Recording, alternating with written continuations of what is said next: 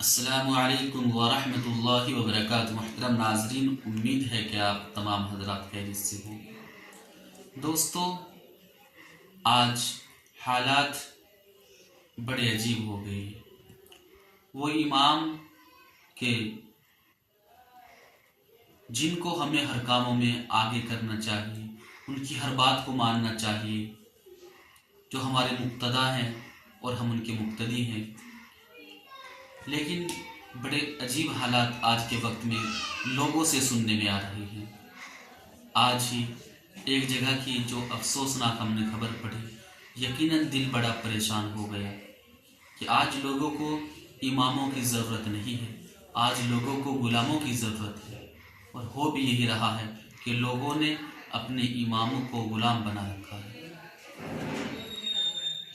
खबर एक जगह से मिली कि एक जगह मस्जिद का काम शुरू हुआ, मस्जिद का इफ्तिताह हुआ, मस्जिद बनाई गई और उसमें एक इमाम साहब को रखा गया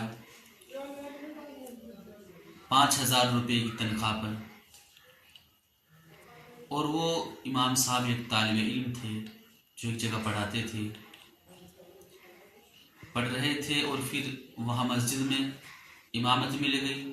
हर तरीके के बच्चे होते हैं, अमीर भी होते हैं, गरीब भी होते हैं, मिडिल क्लास भी होते हैं। और जहाँ कहीं बड़े मदरसे होते हैं, अक्सर कर देखा गया है कि वहाँ की जो मस्जिदों की आमदनी, जो तनख्वाह होती है, वह बहुत ही मामूली। और कोई लोग तो सिर्फ इमाम को रहने के लिए हुजरा और उनको खाना देते हैं और उनसे 5 वक्त की नमाज़ें पढ़ाते हैं। अक्सर कर हमने देखा है इस चीज़ को। खैर, इमाम साहब से बात हुई 5,000 रुपये तनख्वाह पर और शर्त लगा दी कि इमाम आप ही को अजान में पढ़नी है। उन्होंने खैर एक आदमी को तैयार किया अपने साथ में, वो अजान पढ़ते थे।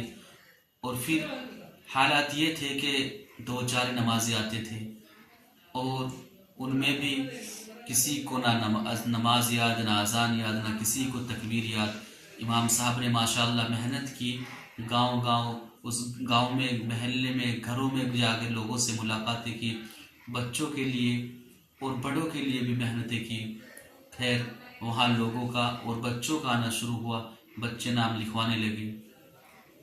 लेकिन इसी बीच फिर कुछ दिनों बाद ज़िम्मेदार साहब आते हैं और आकर इमाम साहब से कहते हैं कि हमसे 5,000 रुपये का इंतज़ाम नहीं होता, हम आपको 2,000 रुपये ही दे सकते हैं।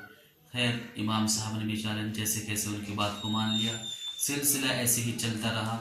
लेकिन कुछ दिन बाद ही फिर वो मुतवल्ली साहब आते हैं और कहते हैं कि हमारे यहाँ कोई दूसरी जगह के इमाम साहब आएंगे और उनसे 1500 रुपये में बात हो गई है। अब आप बताएं आपको क्या करना है, क्यों आप तो सफाई नहीं करते हो। अब लोगों ने यही समझ लिया है कि जो सफाई है मस्जिद की वो इमाम साहब ही करेंगे, हम तो नहीं करेंगे।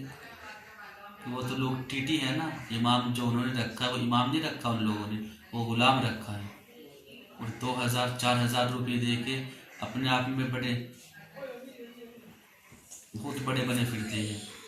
ये समझो कि पता नहीं हम अपने इमाम को क्या दे रहे हैं। तो उन इमाम साहब ने उनको समझाया कि आपकी ऐसी बात है, आप इस तरीके से बात कर रहे हैं, अब मैं खुद ही नहीं रहना चाहता यहाँ, आपको तो इमाम की ज़रूरत नहीं, गुलाम की ज़रूरत है। और उन्होंने 5,000 रुपये भी नहीं लिए उनसे और ये कहा कि मैं इस जगह से जा रहा हूँ। और जैसे वो बाहर पहुँचे तो एक साहब थे, इमाम साहब उनसे कह के विदा हुए कि आपको इमाम की ज़रूरत नहीं, गुलाम की ज़रूरत है। तो ये बात लोगों को बुरी लगी और एक साहब ने जो है हाथ भी उठाए इमाम साहब पे। अंदाज़ा लगाइए कि कौन उस कमबख्त व बदबख्त ऐसा कि अपने इमामों पे हाथ उठा रहे हैं, उनका दुनिया में अंजाम क्या होगा और आखिरत में क्या होगा। तो खैर, वो इमाम साहब उस जगह को छोड़कर फिर आ गए और आगे चल के बताया जा रहा है कि उन पर फिर इल्ज़ाम लगा कि उन्होंने किसी बच्चे के घर जाके पिटाई की थी। तहकीक से पता चला कि वो बच्चा मस्जिद में शोर मचा रहा था, तो उसकी वालिदा के सामने ही उन इमाम साहब ने बच्चे को तंबी की डांटा और ना मारपीट हुई ना कुछ हुआ। तो बहरहाल कहने का मकसद यही है कि आज हम परेशान हैं, घरेलू एतबार से, बीमारी के एतबार से, हर तरीके से परेशान हैं। हम क्या अपने इमामों को कितना खुश रखते हैं, हम 2000, 5000, 10,000 इमामों को दे रहे हैं। तो इसमें कभी देखा उनके घरों में जाकर उनका गुजारा कैसे होता है, कैसे वो अपना गुजारा कर रहे हैं। हमारा 20-20 हज़ार में गुजारा नहीं होता और इमाम साहब का इतने कम तनख्वाह में गुजारा हो जाता है। क्या ज़रूरतें उनके साथ में नहीं है? क्या उनका परिवार नहीं है? क्या उनके पास अखराजात उनके नहीं हैं, उनके खर्चे नहीं हैं? बड़े अफसोस की बात है। हम लोगों को अपने इमाम को हर काम में आगे रखना चाहिए, इमाम के हालात को देखना चाहिए और इमाम की तनख्वाह बेहतर से बेहतर करनी चाहिए। अस्सलामु अलैकुम व रहमतुल्लाहि व बरकातहू।